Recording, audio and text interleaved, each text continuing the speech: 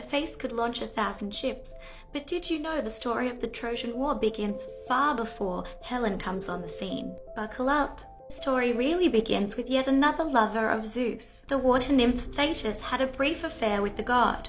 But Zeus couldn't marry her, he was already married to Hera. So Zeus needed to strike a very appealing deal with Thetis. He made sure that Thetis would marry a king, Peleus. Peleus was king of the Myrmidons. It was only fair that Zeus help organize a really big wedding with all the gods invited, all the gods except one. Eris, the goddess of discord, was not invited to the wedding on account of her confrontational nature. This made her angry. No, Eris was not invited to the wedding of Peleus and Thetis, but she crashed it anyway. She gets this golden apple and like a pokeball, she just throws it into the wedding. Golden apple, I choose you. It lands on the floor and it is inscribed with the words, "To the fairest." Athena, Hera, and Aphrodite all decide independently that the apple must be for them, and they have a massive fight over this apple. Meanwhile, a young Trojan man called Paris was just living his best life with his wood nymph wife Oenone. The thing about Paris is, though, he didn't realize he was actually a Trojan prince. When Paris was born to Queen Hecuba and King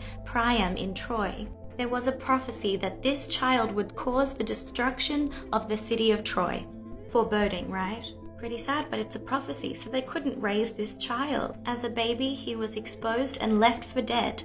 But he didn't die. He was either raised by a bear or found by shepherds and brought up as a shepherd. So Paris was like a Trojan cowboy. He herded bulls. He had just competed and lost in a competition with the gods about how good their bulls were. So Zeus, wanting to stay out of the whole which of these goddesses is the fairest thing, decided that this guy, this Trojan cowboy, would be the right person to decide who was the fairest and who gets the apple. So Hera, Aphrodite, and Athena, along with Hermes, they come down to Mount Ida in Troy and they meet up with Paris.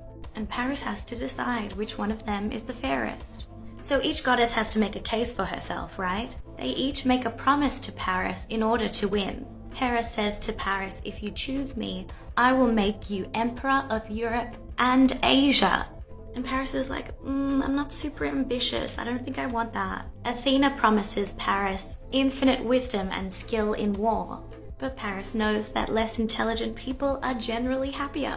Finally, Aphrodite comes up to him and says, "Baby, if you choose me, I'll make sure you have a wife as beautiful as I am." And Paris is like, "Yep, Aphrodite wins, even though I already have a wife." Like for part 2.